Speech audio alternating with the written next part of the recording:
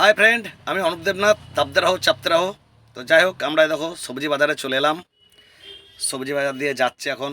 সবজি বাজার থেকে মাছ বাজারে ঢুকলাম। কত রকমের মাছ দেখো, একদম ছোট থেকে বড় অবধি সব রকম মাছ আছে, চিংড়ি আছে, সব আছে।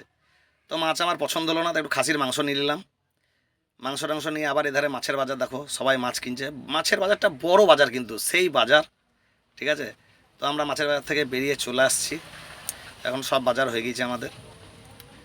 দিয়ে দেখো মাছগুলো দেখেছো। তারপর টোটোতে চলে এলাম। তা টোটোওয়ালার গায়ের রং কিন্তু পরিষ্কার, কিন্তু মন ভালো না। হ্যাঁ, তা টোটোতে আস্তে আস্তে একটা সুন্দর দেখে একটা মন্দির দেখতে পেলাম।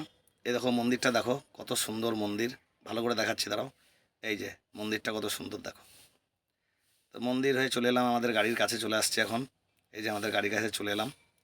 গাড়ির কাছে নামার পরে ভাইপো এখন গাড়িতে শশা কাটছে। টোটোওয়ালার মনটা ভালো ছিল না, গায়ের রং পরিষ্কার কিন্তু লোক ভালো না। তো যাই হোক, ভিডিওটা ভালো লাগলে লাইক কমেন্ট করো। টাটা বন্ধুরা।